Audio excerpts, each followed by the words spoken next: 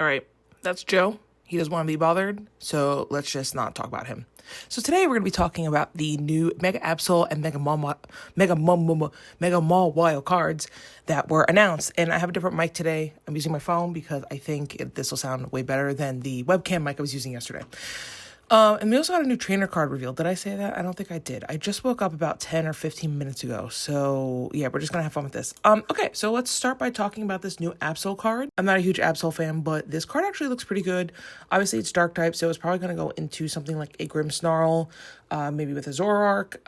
But I think really Grimmsnarl is probably the ideal deck to play this in. So basically for its first attack for a Dark Energy and a Colorless, if your opponent's active Pokemon has exactly 6 damage counters on it, that Pokemon is knocked out. So what's cool about this is that's really just 2 Monkey Dories away from, being good. I think this gets a little tricky when you have to wait for exactly 6 damage counters, but it's a basic, so it's easily searchable. The fact that this is worth 3 prize cards does make it a little tricky to play because this is going to be like a mid-game card, I think. But something that's being sorely missed right now in the format, in my opinion, is that Roaring Moon EX card. I think, I played a lot of that card when it was pretty good right around Worlds, and it was really, really good. It felt like it checked a lot of the things in the meta that it couldn't, other decks couldn't check. And that's what I really liked about it because, it does infinite damage, right? It just knocks things out. And bringing that back into the meta in a slightly different form that makes it kind of a little bit more balanced, I'd even say, is interesting. It's just that having that weird requirement of 6 damage counters is going to be a little tricky to pull off in a lot of scenarios. You're going to have to play around your opponent knowing that you want to do this and having to play more monkeys to manipulate their damage counter so that they don't have exactly 6. So this is a little bit situational, but I could see it being interesting. I wonder if there's going to be anything else that comes out between now and when this card rotates that maybe helps this card out a little bit. For 2 Dark Energy and a Colorless, Cruel Claw does 200 damage. Your opponent reveals their hand, discard a card you find there. So it's a little bit of hand disruption here for 200 damage as well. And the fact that you can just keep swinging for 200 damage, this is pretty good. I do wonder, though, what kind of acceleration Dark is getting, because right now the only acceleration is through Marnie's Grimmsnarl, which only accelerates other Marnie's Pokemon. If it could accelerate this, that'd just be straight up broken, I get that. But I do wonder if maybe we'll get some sort of Dark patch or something else, or if you just manually have to power this up. Maybe that's just what Dark has to deal with to be able to be balanced. Because, I can't imagine a world where Marnie's Grimmsnarl plus Dark patch isn't really good. Not that you'd run, 4 copies of it. You'd probably run, maybe 1 or 2, just because there's been a couple of times in my testing where I wish I could just grab something out of the discard without having to super rot it. Although I don't really think Marnie's Grimmsnarl needs Dark Patch. It might be a one of, honestly, just because sometimes you have an energy prize and you just really need to get that energy back on. But I don't know. This could be interesting. I don't think Mega Absol is gonna break the game or anything. I just think it's interesting that something like this exists. And then I just want to note that these translations are wrong with the weakness, resistance, and retreat. This does have a 2 times weakness to grass. This has no resistance, and it does have 2 retreat. So that's nothing to laugh about. I know Air Balloon is in the format right now, so this isn't the end of the world, but do you really want to attach an Air Balloon to this? I feel for a lot of these Mega EXs, you kind of want to use them as a knockout. This is your sweeper, your game winner. I don't know if Mega Absol EX is that, but Mega Mawile certainly is. So let's take a look at this Mega Mawile. So this is a 270 base Pokemon. It has an attack for 2 metal energy. This attack does 80 damage for each prize card you have taken. So it's reverse Charizard, which means you can control this a little bit better than having to rely on your opponent. You get rewarded for playing the game correctly. We love seeing that.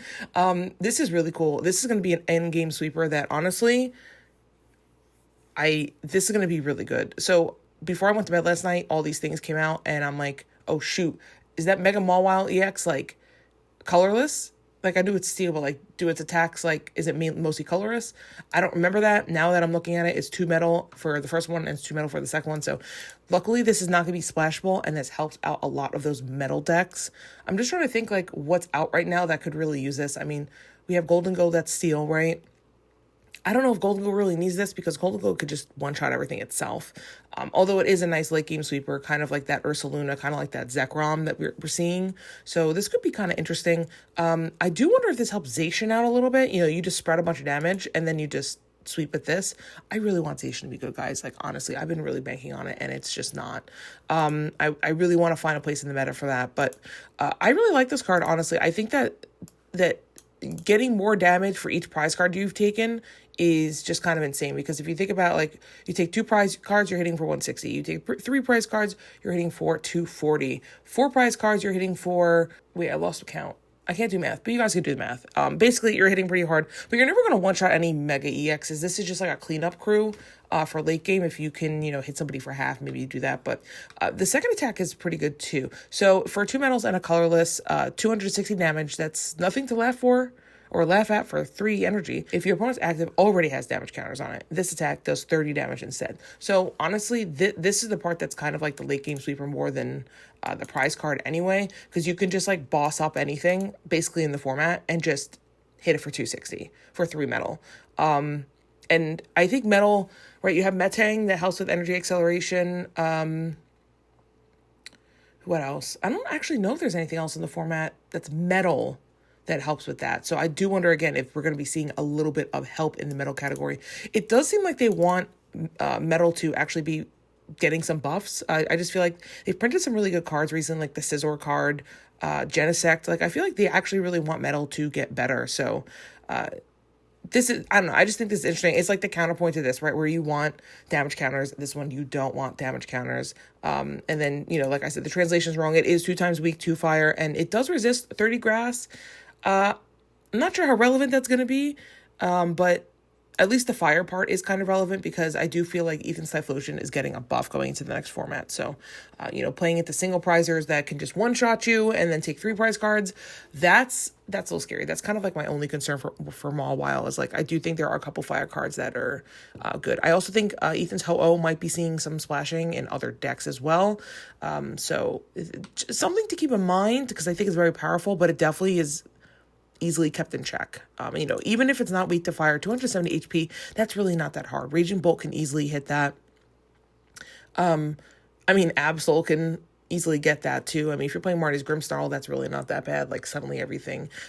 Also, aren't you affected by that, what's that one stadium where it's like all basics? Oh, no, sorry, that's stage 2 Pokemon. Never mind. Forget me. Okay, so let's just talk about the trainer card, because I don't want this video to be too long. Acerola's Mischief. This is a supporter card. You can only use this card if your opponent has 2 or fewer prize cards remaining. So it's kind of like the Briar card. Choose one of your Pokemon in play. During your opponent's next turn, prevent all damage from and effects of attacks done to this Pokemon by attacks of your Pokemon EX. So this is very powerful. This is one of the most powerful defensive cards I've seen since I've came back to the game. This is extremely, extremely good. I also really like Turo's scenario for defensive plays as well, but this is better because you don't even have to Turos and then reset up. You just prevent damage to this Pokemon. So if you know you have a Fez on your team, on your side, and you're like one boss away from losing, just Fez up, or Acerola's your Fez, and you buy yourself another turn. I think this is great, because the thing is, as much as we like the game moving faster, especially for the competitive people that are playing best of 3, you also want to make sure things are like just kept in balance. I was watching a game last night about the Urshifu Rapid Strike deck from a few years ago, which I know that's like so totally random, but I keep seeing these decks in the stores, and I'm like, do I want to buy one of these just to have? And I'm like, let me just see what the deck does.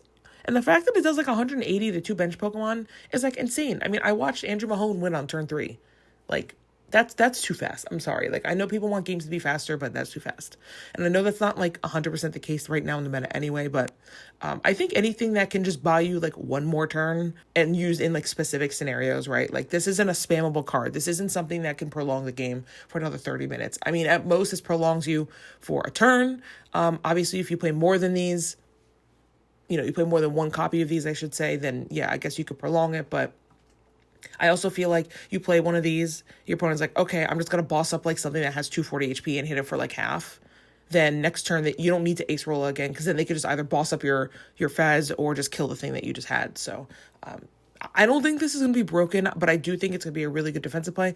The only thing I struggle with is like, is this going to be something that like every deck plays? That I don't know, because I feel like running, one copy of this, you have to be able to find it on exactly the turn you need it. That's my issue with Briar, is it's always in my hand when I don't want it. And then when I do need it, it's a pain to find. So as powerful as this is, Like, are you going to run 4 copies of it? Probably not. Are you going to run 2 copies of it? Maybe, in case one's prized. But I also feel like this isn't something that like a specific deck really wants. I also feel like it's something that like everybody could use, but not everybody needs. So, like I said, it's a powerful card. It's interesting. I just don't know how I feel about it. But anyway, so on top of that, it looks like those are all 3 cards that were revealed technically today. But this basically, I just want to read this last part. This leaves only Mega Camerupt EX, Mega Abomasnow, Mega Kangaskhan, and either Manectric or Ampharos to be revealed. Okay, so my guess from yesterday about Mega Alakazam being in the set was wrong. Listen, I take that on the chin. One thing I just want to say, though, is Mega Camerupt is one of my favorite Megas, and I really want this thing to have some sort of, like, explosive, like, bench damage. Just really make it do it. Like, honestly, if anything was going to be based off of prize cards, I legitimately thought it would be Camerupt, because for those of you who don't know, in the video game, Camerupt's signature move is Eruption. I mean, other things are Eruption, but that, like, you want to put Eruption on Camerupt. It's an AoE spread move that does more damage the more HP you have. So I almost feel like this would be, like, a really fun, like, early game. Like, the more prize cards your opponent hasn't taken, the harder you hit. And then, like, as they take more prize cards, you just, like, lose damage. But like make it like extremely like this costs like 4 or 5 energy, but like it does like 180 to like multiple dench, whatever. But then like you have to discard all the energy on it or something. I'm not sure how to balance that. I'm not a game designer. That's for the actual game designers to decide. But anyway, that was just kind of like wishful thinking. I just really want Mega Camerupt to be good, because if this is good, I will be playing it. Anyway, thank you guys so much. Let me know what you think of these news videos. I don't really do a ton of them, but I have the time at the moment, and Joe really likes that. So I will see you guys in the next video.